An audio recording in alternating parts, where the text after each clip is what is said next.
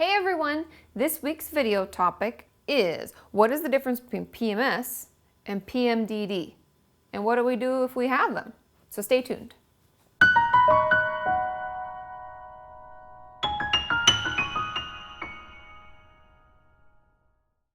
So like I said, this week's video topic is what's PMS and what is PMDD and how do we know if we have one or the other and what does that even mean, right?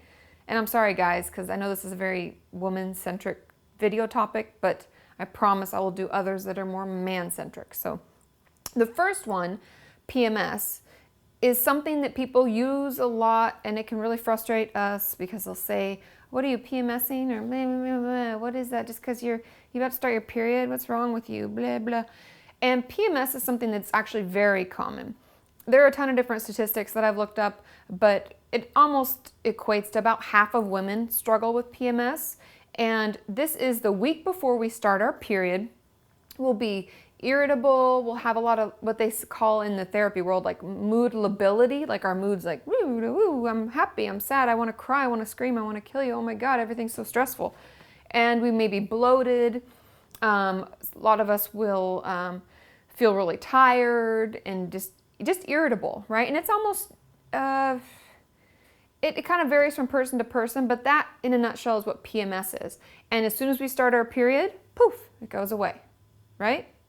Now PMDD, which I am in the DSM for, because I wanted to make sure that I got it correct, because I haven't personally dealt with this and I don't have any clients that have it currently. So it's something that I had to learn about. And PMDD, for lack of more knowledge, which I'm going to walk you through the diagnosis, is just an extreme version of PMS. But it still will stop as soon as we start our period, okay? And most commonly, it is still the week before we have our period when it's at its worst. Some people will have it longer and it can go almost the entire month where they only have like a week where they're free of symptoms. But the DSM states that we must have 5 or more of the following symptoms, and they must be present most of the time during that week before our periods. And the symptoms are feeling sad, hopeless, or self-deprecating being like, I'm terrible, I can never do this right, when you're always putting yourself down. The second one, feeling tense, anxious, or on edge. We've all had that, you know, where you just feel really, it's that irritability component. 3, marked lability of mood, like I was talking about, we're kind of up and down. A frequent tearfulness, you know, because we're all over the place in our emotions. Number 4, persistent irritability, anger, and increased interpersonal conflicts. A lot of times we'll start fights with people just because we're irritable, right? Number 5, decreased interest in usual activities. So you might withdraw from certain social relationships. You might just want to stay at home and watch reruns of Sex and the City all week. We might want to watch all of our romantic comedies that we have on DVD all week. 6, difficulty concentrating. 7, feeling fatigued or lethargic. 8, marked changes in appetite. So we might eat more. We tend to binge eat, and because we'll be craving more foods. A lot of times people will crave salts or sweets. Number 9, hypersomnia or insomnia. So that means you're either sleeping a lot, like I'm sleeping like 15 hours, or insomnia where I went to bed at 4 and I got up at 7 and that's all I needed. 10, a subjective feeling of being overwhelmed or out of control. And they say subjective because what that means is it's up to you as a client to express it to me as a therapist, and we can together kind of decide if we feel that it is that overwhelmed feeling, right? And the last one, 11, physical symptoms such as breast tenderness or swelling, headaches, and that bloating, weight gain kind of thing that I was talking about. Now, I know that's a lot. That's 11 items. And I had to read through all of this to kind of understand PMDD. And like I said, you have to have 5 or more of the following. And it even goes as far as to say that you must have at least one of the first 4. But let's not get, I feel like sometimes we just get caught up in the weeds of things because diagnoses can be so intense and overwhelming. To know that you have PMDD is something that you're going to have to go to a doctor for. You're going to either have to see your regular doctor, your OBGYN, whoever your gynecologist may be, either a psychiatrist or your therapist. Those are the people that you would see who would make sure that you have the features of it and you're diagnosed properly. Now, once we're given a diagnosis, okay, so I thought I had PMDD, but it's just PMS. Or I thought I just had PMS and everybody felt this way, but my doctor just said I have PMDD. Now what do I do? The best thing to do is medication. And I know you're thinking, Katie, I don't want to take medication. I am holistic. I don't like that stuff.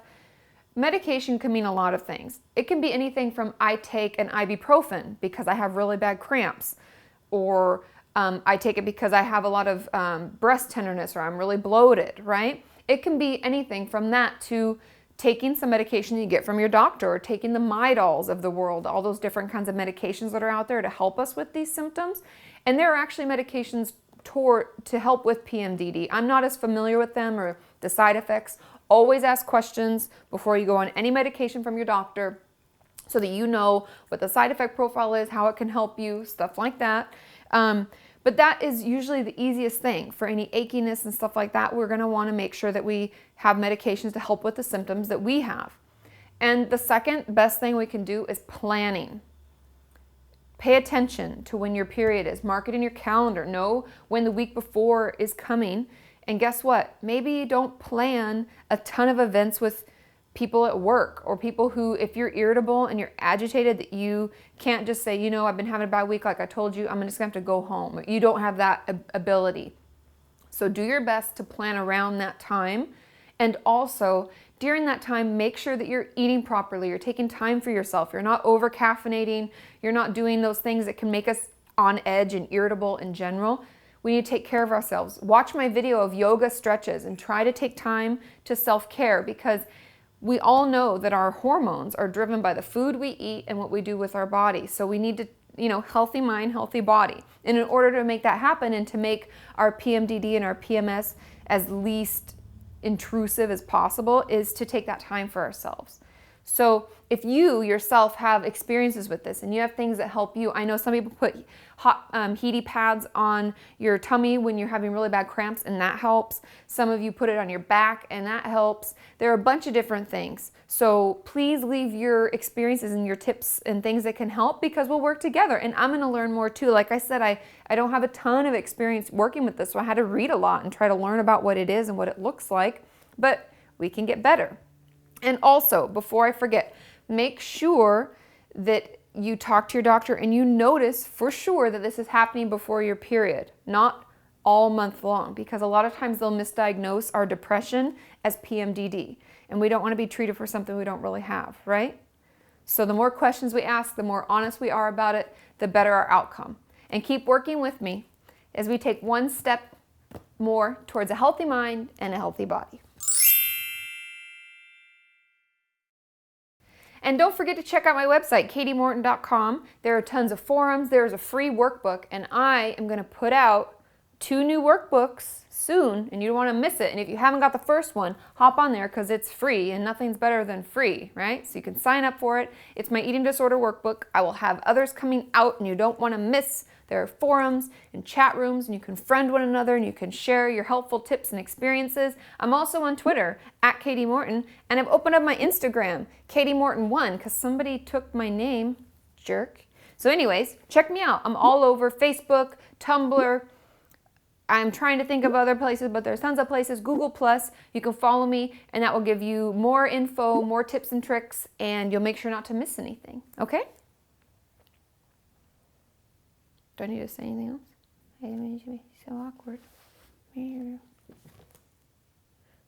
need to get the new one. This is old now. This is like, sell it on Amazon, and they'll only give me like $10. I don't want to get rid of it though. It's all tabbed and highlighted. It's so helpful. Oh my God, look what I found. Would you like to download Bittersweet Heaven, Song of the Day? Oh my God, this expired oh my God, this expired in 2007. Wow. It's been my bookmarker since that time, so hey, it's done its job.